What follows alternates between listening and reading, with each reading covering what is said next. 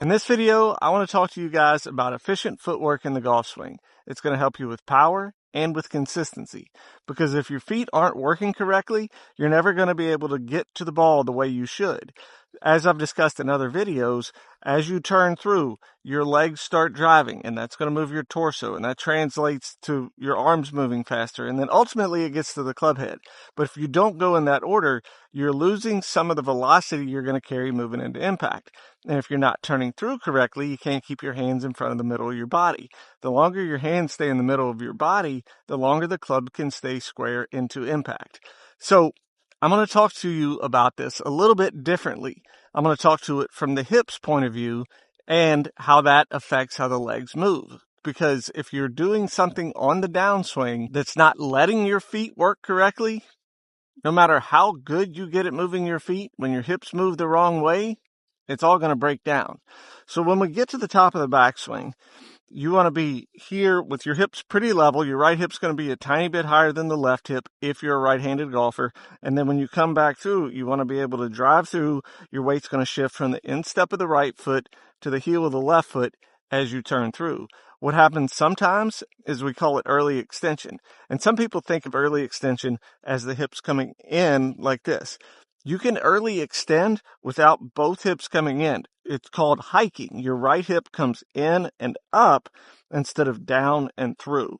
So I'm going to give you a drill to help you get better at turning down and through the ball. It's going to help you stay down through the shot. You're going to get more power moving into it, and you're going to keep the club square a lot longer at the same time.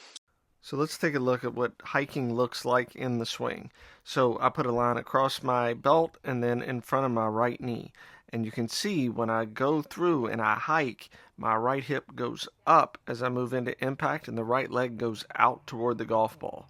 From the foot view, you can see that my right foot turns back and doesn't go toward the target. This is an inefficient drive toward the target. Then my right leg goes again more out and the foot goes up, the heel goes up. This is not getting the full energy transfer that we want to the ball. So now that we know what hiking looks like, let's talk about how to fix it. So what I want you to do is do some small swings. You're just going to take it halfway back. And instead of thinking, as we want, the entire outside of the right foot to come off the ground at the same time and everything go through, I want you to think your right hip is going to go down to your left heel. So you're at the top of the backswing and you're driving your right hip into your left heel. So it's going to look like this. Just small swings.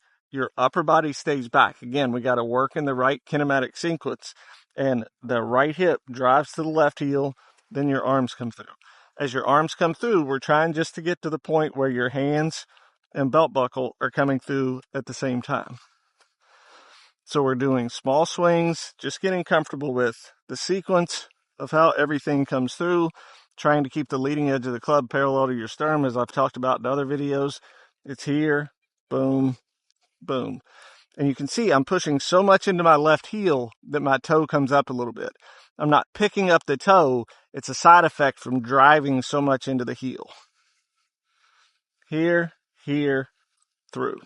And then we're going to hit some and try to get that same feel. So it's going to look like this. So let's take a look at more what it should look like. I put the same lines we had before, one on my belt and one in front of my knees. You can see as I rotate through and get into impact, my right hip is at or below where it was at setup. My belt line is the same. My right knee doesn't go out toward the golf ball.